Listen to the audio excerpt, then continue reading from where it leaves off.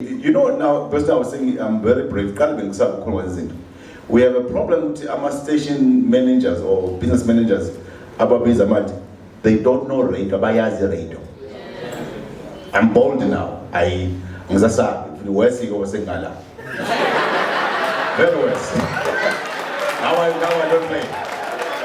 I don't fear anyone. I don't fear ministers. I don't fear mayors. I don't fear MECs. Me are straight to and go. So Bishop, and then now we have business managers about understand about radio and talent and raw talent. Now there is a talent here. Then someone called Polo Zawati. That man, even Namanya, I still salute him. Asibingelele sibamukele la kwi Select Africa TV. Dudwa Mtshotsane ngiyakubingelela lapha singabingelela na kwi Select Africa TV. Siyathobela mfethu ukuba nawe sihlangene ngento embi kakhulu mfethu la. Ungathatha usibeke mfethu ngalensizwa Mxolisi. Mfethu igama nguBrand Gwamanda ngiqale ngizethule. Kubhlungu kakhulu siqome ingozi engekho kwantwala ibuya ihlandla lesibili eduze. Umkhokho ungenile lana kwi-sector yethu yaka-art, kwi-sector yaka-poetry. Njengoba siyila mfethu eBed Center namhlanje size kwinkonzo yesikhumbuzo yeqhawe ikakaramba lena insizwa ebeshoshovi ebeshabasheki endimeni yeze-poetry Mxolisi umfoka Mtshali abantu abaningi bayamazi laphana kwiZulu Love Letter eNgabhore. Sizokhumbula yena kakhulu mfethu, sihamba nezimbongi, sihamba namanye ama-genre kuyona i-industry kakhulukazi lesifundazweni sakwaZulu Natal ne-South Africa iyonkana. Kusasa kuzobe sekuwusuku lokumbeka endaweni yakhe yokugcina mfethu. Mfethu njengoba uyibeka icaca Gwamanda mfethu ibhlungu kakhulu lento njengoba usho ukuthi mfethu sibuya esimene esibi kuwona umkhakha wezimbongi mfethu ade sifihla usicelo kuleli sonto edlule. Maduze nje mfethu siyahamba lentozana uMtshali. Okuyinto ebhlungu kakhulu bafethu. Emane ucabanga ngana kwethu ukuthi lesimo esenzeka kanjena ungasithatha usibeke uthini. Mfethu awukho kutheni engakusho ukuthemba uNkulunkulu kuphela.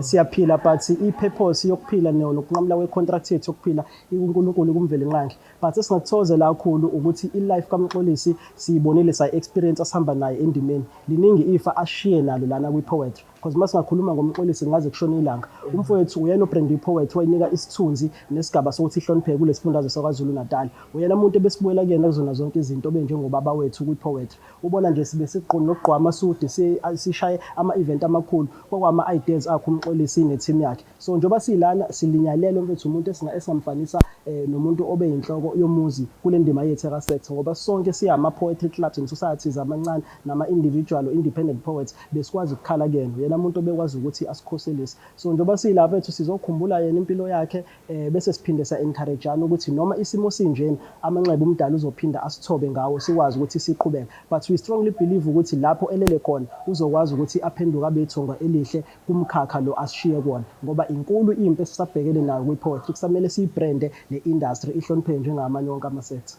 Mfowethu mhlampe uzothi umuntu lapha ekhaya uMxolisi bengimazi bephila kwenzakaleni? Insizwe besisondelene nayo mfethu natural cause nje ubengaphilanga isikhashana kwakuthi ke umdali uhlela ngenye indlela kwabeke sekumanela. Mfethu kubhlungu kakhulu babukeli be-Select Africa TV into ebhlungu kakhulu bafethu emangazayo kulezi zinto zamaciko ubuciko bafethu lensizwe ibinobuciko oyisimangaliso emasibona amaciko edlula kabuhlungu kanjena kubhlungu bafethu. Ngicabanga ukuthi endimeni nje siyabona kudlula ubaba uSihlophe kulezi ayinsuku edlule wafihlwa kwalandela usicelo wafihlwa namhlanje uMxolisi ibhlungu kakhulu lensizwe besiyazi kakhulu bafethu ngeZulu Love Letter eNgabhore. Yabona leya nkondlo yakhe leyansizwa bafethu ebengiyithanda kakhulu engamazi ngayo ngabona ukuthi mfowethu siphiwe singabantu abamnyama okuyinto enhle kakhulu. Mfowethu yini esingayilindela kwi-memorial service namhlanje? Njengoba usho mfethu uMxolisi wazakhela udumo ngeZulu Love Letter eNgabhore enye yezinkondlo zesiZulu esibiza nge-classic of all times because mawubheka isiqedile u10 years but wherever la idlala khona ngathi release izolo inkondlo lena engathi iface yezinkondlo esinazo kwi-poetry. Njengoba siyilana sinezikhulumi emkhakheni eyahlukene ama-art genre nakwi-poetry. osonkondlo base-KZN eSouth Africa bonke balana eBet Center. Sizobe si-streama futhi live laphana kumavundla media, ikhona futhi nalana ku-Select Africa TV. So ngisho ngithi ababukele emakhaya abajoyine i-Select Africa TV, basubscribe khona bezokwazi ukuthi bathathe sibabeke babone konke okuzobe kwenzeka. It's more of a celebration yempilo kaMxolisi ngale ndlela bephila ngayo. Kuzobe kunuka inkondlo nje one way kuze koshona ilanga mntakababa. Babukeli be-Select Africa TV singayixoxa kushona ilanga bafowethu, kusekuningi okuzokwenzeka. Le nsizwa ngiyibambile nje nayo iyaphuthuma kuyizona insizwa ey'hlela zonke lezi zinto ezenzakala. Mfowethu asithobeke sibonge mhlawumbe khona nokusalayo ngafisa ukutshela babukele ekhaya. Ngathi nje siyi-South Africa neziyimbongeni umkhakha wezinkondlo, ngicela siduduzeke bafowethu, singalali ngenxeba elizothungala, asilale ngethemba lokuthi sisazoqhubeka.